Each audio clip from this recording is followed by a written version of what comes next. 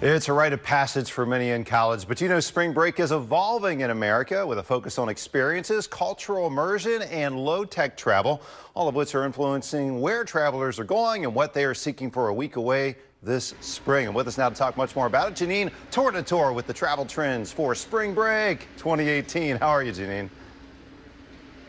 I'm doing great, thanks. It looks like you're in a very nice spot there. Tell us a little bit about the emerging trends for this year's spring break and maybe some of the destinations that are hot.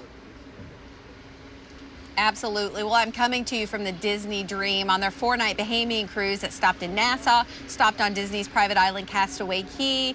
And this is really a good example of one of these trends that we're seeing, and that is people looking for experiences that are low technology and allow them to reconnect with their families. You know, for a few reasons I love this. They have so many opportunities to really do that, to really get away from your laptop, get away from your phone and reconnect. They have so many experiences built in that just automatically allow you to do that. I took my young kids to their first Broadway caliber show the other night, which was a great success. They have so many uniquely themed spaces here. They're designed for really every member of the family. So it really plays into that looking for that place to get away. Another trend that we're seeing is people really looking for that cultural immersion. Families are creating bucket lists and they're looking for experiential travel. We're seeing places like Costa Rica pop up as trending destinations now, even for families, because people can get that quick flight down to Costa Rica. They can get the cultural immersion and really feel like they experienced another international destination.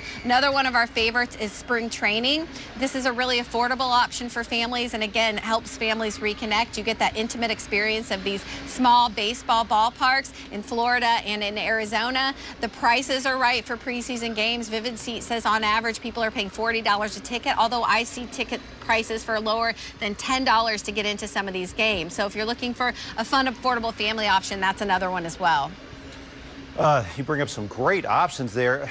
Spring breakers this year, I mean, where are they maybe looking to head where they can stretch that dollar a little further? We talked about some spots you can save. Any other ideas?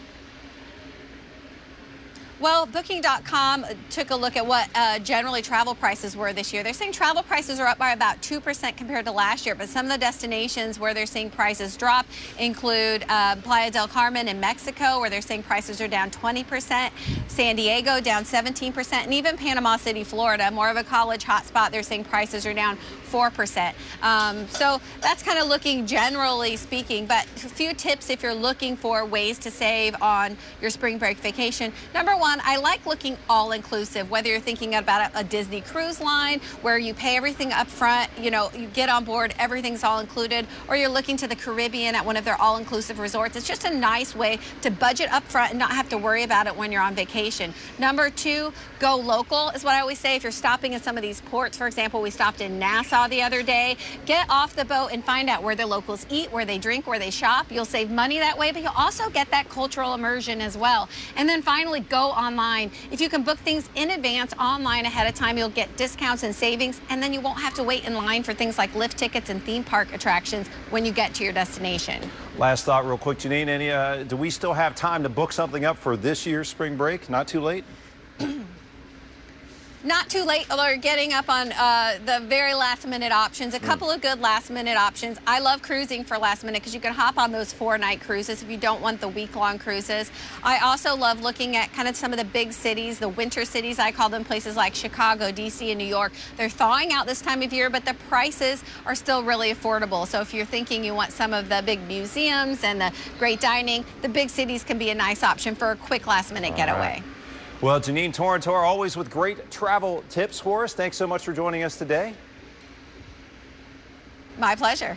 And we'll be back with more Midday Maryland right after the break. Stay here.